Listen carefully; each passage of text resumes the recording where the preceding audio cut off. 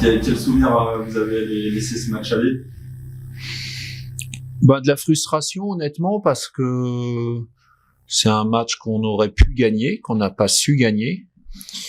Mais je pense que c'est une équipe qui depuis, déjà c'est pas la même équipe en termes de joueurs. C'est une équipe qui a progressé, mais ça c'est pas surprenant quand on connaît leur coach, leur staff et l'importance qu'il apporte au jeu collectif. Et donc c'est évidemment une équipe qui allait progresser tout au long de la saison, et c'est le cas. C'est ce qui explique qu'ils ont quand même un certain nombre de points aujourd'hui, qui, pas dire confortable, mais qui leur permet d'envisager l'avenir avec sérénité. Mais voilà, c'est un match où à un moment donné, on a pensé qu'on aurait pu et on aurait dû faire le break, on n'a pas su le faire, et quand c'est comme ça, on n'est pas à l'abri d'un retour et sur un coup de pied arrêté. Voilà. Puis même sur la fin, ça a été un peu tendu parce que on aurait pu le perdre aussi. La semaine avec la victoire, pour chercher le petit moment, ça a fait du bien réellement. C'est pas que. Mais comme je savais que la question allait venir, moi je vous le dis tout le temps, on préfère gagner, évidemment. C'est mieux de gagner, évidemment. Mais l'ambiance, l'humeur, quelque part, la sérénité qu'on doit dégager, elle doit pas être non plus avec un curseur très très haut quand on gagne ou très très bas quand on perd. Alors oui, évidemment, mais chaque situation a ses avantages et ses inconvénients, parce que quand vous perdez trop souvent, effectivement, parfois il faut relancer la machine, et puis vous êtes un peu en perte de confiance. Et pour autant, on avait perdu 5 fois, je répète, avec un seul but d'écart.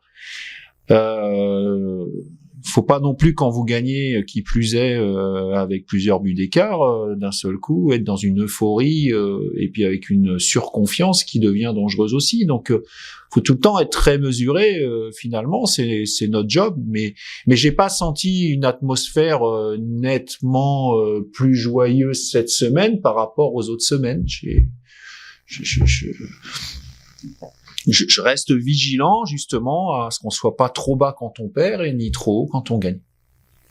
Ce match de samedi contre un concurrent direct, est-ce qu'on peut parler déjà de première finale pour le maintien, ou alors on est encore loin de tout ça? Vous parlerez, quand je dis vous, je cible personne, mais vous parlerez et les gens parleront de ce qu'ils voudront. C'est pas moi qui vais les en empêcher. Voilà, aujourd'hui, il reste 15 matchs, si je me trompe pas. Si c'est pas 15, c'est 14. Et donc, on n'est pas encore dans le dernier tiers, et tout se jouera dans le dernier tiers. Voilà. Donc, évidemment que battre Concarneau, au-delà de récupérer 3 points sur eux, serait une bonne opération, mais ce serait surtout une bonne opération pour continuer à faire avancer le compteur, et de la meilleure manière qui soit, c'est-à-dire avec 3 points. Mais après, évidemment, pour une équipe comme pour l'autre, rien ne serait définitif. Cet objectif, c'est quand même d'aller pour la première fois en 2 ans, peut-être aligner une deuxième victoire consécutive, depuis cela à la maison, c'est un petit moment aussi. J'aimerais bien, Effectivement, j'aimerais bien. Après, moi, je le vois différemment, parce que comme je vous l'ai dit, je suis parti aussi avec les joueurs, on est parti sur une réflexion d'un championnat un peu différent. Aujourd'hui, depuis 2 matchs, la seule équipe qui a fait mieux que nous, c'est Dunkerque, avec 2 victoires, 6 points, et l'objectif, c'est justement à travers une victoire, de pouvoir passer Dunkerque, en admettant qu'eux n'enchaînent pas, parce qu'ils sont en pleine forme en ce moment. Mais à l'image de Dunkerque, je crois que, et on l'a vu l'année dernière, je me souviens à un moment donné, avant un match, j'ai croisé un trio arbitral, je sais plus, enfin le quatuor arbitral, on discute toujours un petit peu avant les matchs, et certains d'entre eux me disaient, vu comment ça se passe, je me souviens à l'époque, c'était Laval qui était un peu décroché, ils m'ont dit, le maintien, il va se jouer à 38-39 cette année. Voilà. Et c'était à une dizaine de matchs de la fin. Bon, regardez où est Laval aujourd'hui. Regardez ce qui s'est passé. Donc, à 15 matchs de la fin, ce qui va se passer mi-mai, franchement, j'en sais strictement rien. Moi, la seule chose qui m'intéresse, c'est gagner le match de samedi de manière à passer de 23 à 26 et voilà, c'est ça qui m'intéresse. D'autant qu'on a vu que le week-end dernier, les équipes du bas se remuent un petit peu là, avec toutes ces victoires. Mais tout le monde aujourd'hui, on est dans un championnat où, mis à part peut-être une ou deux équipes comme Auxerre, par exemple, Angers à domicile, semble être au-dessus. Tout le monde peut battre tout le monde. On parle de Dunkerque, mais QRM fait une bonne série aussi. C'est évidemment un championnat compliqué. Regardez le parcours de Laval la saison passée. On a eu 9 points d'avance sur Laval au final. Au final, ils ont terminé un point devant nous. Donc rien n'est fait. Enfin, je veux dire, encore, le dernier tiers est primordial à chaque fois. Donc on n'y est pas encore. Mais faisons tout ce qu'il faut pour aborder ce dernier tiers dans une position, on va dire, qui sera de toute manière pas confortable, mais en tout cas qui serait favorable. D'où l'importance d'effectuer les séries. Bah, quand vous êtes derrière, ce qui est le cas aujourd'hui, il faut faire des séries automatiquement. C'est mathématique. Voilà. Quand vous êtes devant, vous pouvez vous permettre de, quoique, faut être vigilant, mais quand vous êtes derrière, c'est mathématique. À un moment donné, il faut faire des séries, c'est sûr. Là, la série qui se présente, c'est 2 matchs à domicile. Cette année, vous êtes un petit peu moins bien, enfin moins à l'aise au Parc des Sports que l'an dernier. Je vous remercie de le dire. Il y a peut-être des raisons. Ouais. Il y a une explication plausible. Oui, non, mais il y a une explication. Qu'est-ce que vous voulez à un moment donné, l'état de la pelouse joue. Voilà, c'est une évidence, je veux dire. Et encore une fois, je suis pas en train de dire que si on avait une meilleure pelouse, on serait en tête du championnat. C'est pas ça, mais l'état de la pelouse fait que effectivement, je vais prendre un exemple et c'est pour vous dire où on en est. On a marqué un premier but sur penalty. L'action, comme je vous disais l'autre jour, je les revois les matchs, donc je les connais par cœur. L'action, c'est on ressort avec Flo Escalès. Flo Escalès panique pas, ressort le ballon avec le défenseur central, avec Sukuna. Sukuna trouve la Juji qui dévie de la tête sur Bilmaz. Bilmaz en profondeur, pressing de Djoko, penalty. J'en ai parlé avec Escalès. La relance qu'Escalès fait sur Sukuna et qui amène le penalty. Je pense qu'au Parc des Sports, il faut pas la tenter, il faut dégager le ballon. Voilà. Je vous parlais d'Orelsan l'autre jour, simple, basique. Voilà, c'est comme ça. Donc, et c'est là la difficulté parce que en fait, vous avez un principe de jeu, mais il faut le modifier en rapport de l'état de votre pelouse parce qu'il faut être à un moment donné pragmatique aussi. Et c'est pas toujours évident pour un joueur de se dire ah bah oui tiens là j'ai un réflexe et puis finalement comme on est au parc de sport faut faire autre chose. Voilà. Après attention la pelouse elle nous avantage peut-être aussi. Nous on est un jeu basé sur le pressing. Une pelouse moyenne ça peut favoriser le pressing aussi. Je suis pas en train de dire que tout est défavorable, mais je vous donne un exemple précis d'une situation qui nous a permis d'ouvrir le score, qui plus est travailler. Encore une fois, c'est pas pour dire qu'on travaille bien, c'est notre job. On essaye de le faire le mieux possible et puis on est payé pour le faire le mieux possible. Cette situation-là contre Concarneau ce week-end, c'est peut-être quelque chose qu'il faudra pas tenter. Et si jamais on le tentait et que ça marchait pas, on peut même prendre un but. Et vous imaginez tout ce que ça peut avoir comme conséquence sur le résultat final. Les commentaires que ça peut amener, on va dire, sur notre gardien à qui on va dire oui, mais il a tenté une relance ou une relance manquée. D'accord, et tout ce que ça peut impliquer derrière. Voilà. Mais oui, effectivement, aujourd'hui, jouer sur une pelouse difficile, c'est pas un avantage. C'est pour ça qu'on se d'avoir quand même les 3 buteurs différents. Des attaquants. Ouais. Oui, c'est bien. C'est bien. Mais je vous rappelle ce que j'ai dit aussi, et je fanfaronne pas parce qu'il y a surtout pas à fanfaronner. On a conçu notre recrutement aussi avec l'idée plus d'aller gagner des matchs que quand on m'a posé des questions de savoir est-ce que vous pensez pas que vous devriez renforcer votre défense, même si on y a pensé puis que ça n'a pas pu se faire au dernier moment du mercato. Voilà, on s'est dit comment on fait pour valider nos bonnes périodes. Vous savez. Encore une fois, en revoyant les matchs, entre le match de Pau, vous voulez que je vous dise, sincèrement, le fond de ma pensée, je trouve qu'on a été meilleur contre Pau que contre Guingamp. Bon, c'est mon avis. Seule différence contre Guingamp, c'est que les 2 premières occasions que vous avez, il y a vos 2 attaquants qui font la différence et qui marquent, et ça vous fait 2-0. Ce qui fait que même en faisant une erreur sur coup de pied arrêté, vous êtes encore devant à la mi-temps. Voilà. Mais contre Pau, en termes de contenu, de ce qu'on cherchait à faire, etc., j'ai trouvé qu'on avait été meilleur. C'est mon avis. Voilà. Mais je préfère le résultat de Guingamp largement. Hein. Je préfère faire un match moyen et gagner que de faire pour moi un bon match et finalement repartir avec un seul point. Et je pense que nos supporters aussi. Justement, après avoir repensé un petit peu l'attaque cet hiver au mercato, vous pouvez détailler un petit peu ce que chaque attaquant apporte un petit peu dans les profils, parce qu'ils ont aussi des profils différents sur la panoplie footballistiquement, vraiment ce qui vous amène un petit peu chacun. Des fois, j'arrive à anticiper vos questions, mais celle-là, je l'ai pas vu venir. Hein. Non, mais je trouve qu'on a des profils un peu plus athlétiques.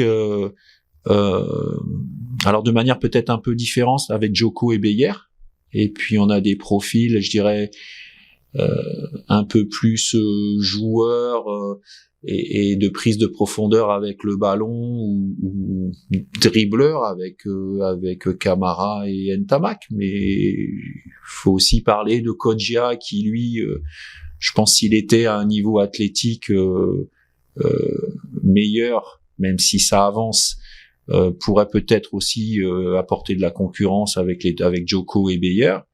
Voilà, on a Testu aussi qui est quelqu'un qui va assez vite et qui peut nous apporter cette profondeur.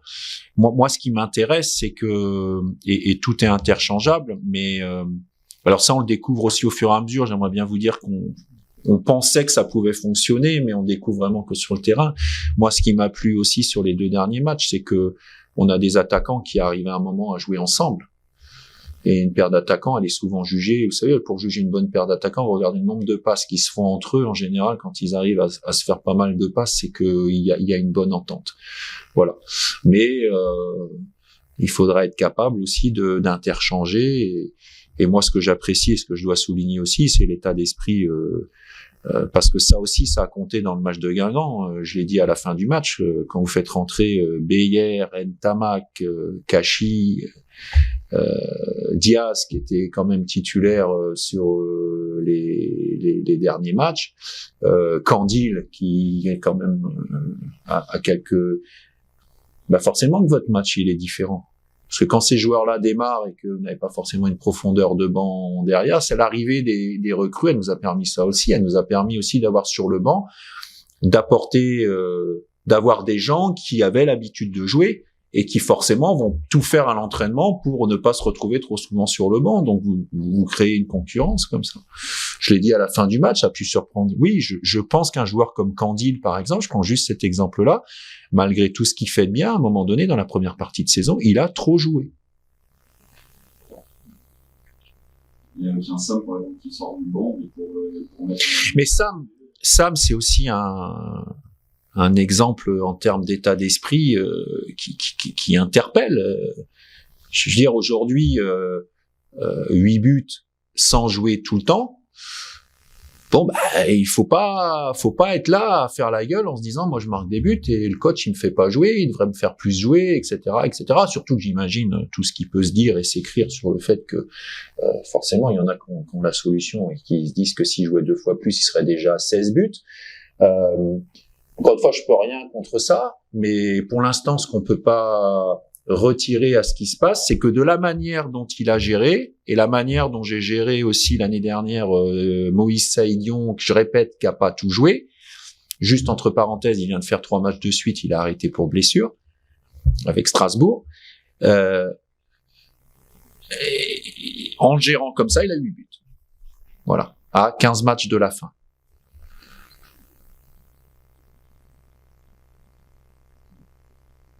Vous aviez pas anticipé ça? C'est bon, c'est... Non, mais j'ai fini. C'est pas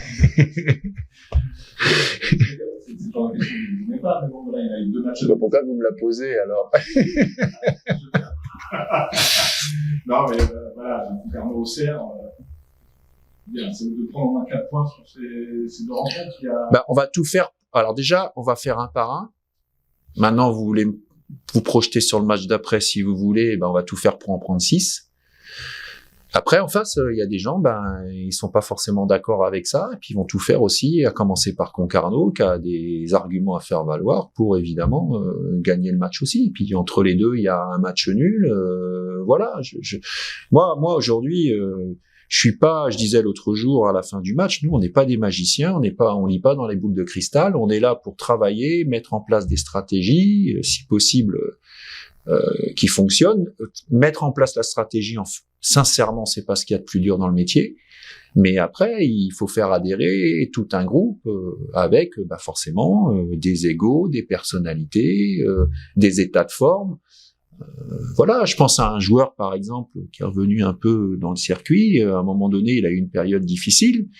Je ne vais pas rentrer dans les détails, mais c'est pas forcément difficile que dans le football. Parce que c'est des hommes aussi, ils ont une vie en dehors. Hein. Bon, quand dehors il peut y avoir des soucis entre guillemets personnels, ça compte aussi. On est obligé d'en tenir compte. Donc tout ça, c'est pas quelque chose forcément de rationnel et vous devez en tenir compte. Par de sport public, c'est pas qu'on a l'impression qu'il y a, sur des chiffres, il y a un peu moins de monde. Ouais. Mais sincèrement. Qu'est-ce que vous voulez que je dise à ça? Je vais pas reprocher aux gens de pas venir dans un stade aujourd'hui qui est plus adapté. Et ça, c'est la partie externe, avec une équipe qui jusque-là a eu des résultats à domicile plus que moyens. Donc, si on veut qu'il y ait des gens au stade, qui plus est dans un stade qui nécessiterait on va dire d'être rénové à terme. Je dis pas que c'est facile. Déjà, faudrait à nous de montrer autre chose sur le terrain en termes de résultats. Des gens peut-être seront amenés un petit peu plus à venir. L'année dernière, le stade, il était pas plus confortable, pas plus chaud, pas plus froid, puis il y avait un petit peu plus de monde. Voilà. J'irais quelque part aujourd'hui, l'affluence, elle dépend surtout des performances et de ce qu'on peut faire sur le terrain. Mais aujourd'hui, je vais pas reprocher aux gens.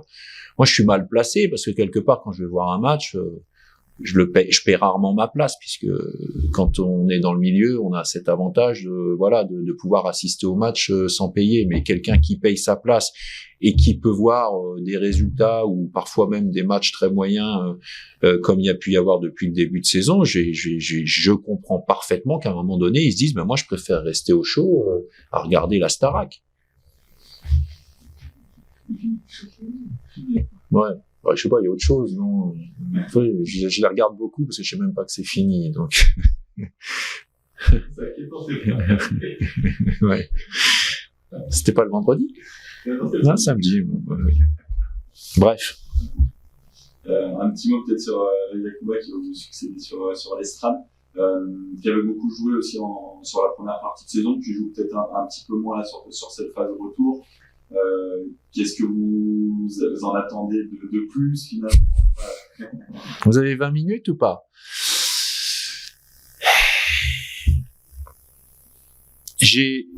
J'apprécie beaucoup le joueur et la personne. C'est un joueur avec un potentiel important. Mais je vais vous dire ce que je lui ai dit, puis vous pouvez lui poser la question parce que j'ai rien à cacher par rapport à ça. Avec Yacouba, vous jetez la pièce et puis des fois elle tombe du bon côté, puis des fois elle tombe du mauvais côté. Voilà. Et quand vous êtes coach, à un moment donné, vous pouvez pas attendre de savoir de quel côté la pièce elle va tomber. Voilà. Donc il y a des choses très très bien. Je sais que parfois il y a des incompréhensions en disant parce que j'ai des oreilles. Pourquoi Barry il joue pas ou pas plus? Encore une fois, il fait partie de ceux qui, dans la première partie de saison, ont joué un peu plus, avec la place de 17e après 19 journées. Voilà. Mais son potentiel, je le connais, je le vois. À nous de le développer. À lui de mettre en place aussi à côté tout ce qu'il faut faire et tout ce que nécessite la vie et l'investissement d'un joueur professionnel pour que ce soit pas un énième joueur qui dans 3, 4, 5 ans sera toujours un éternel espoir, mais véritablement un véritable joueur qui, à mon avis, s'il met tous les atouts de son côté, peut devenir un joueur de Ligue 1 un jour. Mais moi, je suis désolé, je peux pas jeter la pièce en l'air à chaque fois. Voilà. Je rappelle quand même qu'on parle d'un joueur parce que, quelque part, qu'on en soit là. Pour moi, le bilan, pour l'instant, il est hyper positif. Voilà. Moi, je me projette. On parle quand même d'un joueur qui s'entraînait de temps en temps avec l'effectif pro à Lens, d'accord, qui rapidement s'est retrouvé à être titulaire en Ligue 2 avec des objectifs importants pour un club comme nous, à savoir le maintien. Ok, donc qu'on en soit là aujourd'hui à faire ces constats-là, je dis que déjà on a bien avancé. Je rebondis parce que c'est un peu la même chose. Quand on me parle de Samuel Ntamak, je rappelle qu'on parle d'un joueur qui est au club depuis 1 an, qu'on a pris sur un projet dans le temps, et qui, quand il est arrivé il y a 1 an, avait 0 but en Ligue 2 et qui avait 0 minutes en Ligue 2. 1 an plus tard, il a je ne sais combien de minutes, j'avais fait le calcul, il avait à peu près 40 minutes par match de temps de jeu, 8 buts. Prenez le point de départ, prenez le point où on en est aujourd'hui, c'est positif. Mais c'est des jeunes joueurs et je prétends quand même savoir ça depuis le temps. Les jeunes joueurs, faut faire attention à donner trop vite, trop tôt. C'est pas toujours leur rendre service. Donc moi, je suis là aussi parfois pour les protéger. Enfin, je suis là pour les protéger, parfois prendre des coups parce qu'on dit, bah ouais, mais pourquoi ils jouent pas plus? Mais quand on a un tel potentiel comme celui de Yacouba Barry, moi, il n'y a pas de souci. Le jour où j'ai plus besoin de jeter la pièce pour savoir de quel côté est-on, parce que je sais quel rendement il va y avoir, et ça arrivera un jour, j'en suis persuadé, il jouera beaucoup plus et on exploitera tout son potentiel. Et forcément, les gens qui aujourd'hui comprennent pas pourquoi il joue pas plus diront ah bah oui, je l'avais dit. Bah oui. Quel est l'état des troupes samedi, il y a eu un petit peu de casse à Guingamp. La Jugy, très incertain. Soukouna, toujours en soins et suspendu.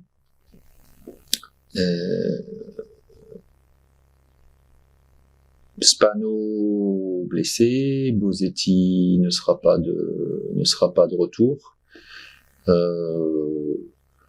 Warren Caddy, compte tenu du fait qu'il est toujours là, est réintégré et on s'est vu, on a discuté et on s'est mis d'accord sur le fait que puisqu'il est là aujourd'hui, la porte est ouverte à partir du moment où il y a des performances.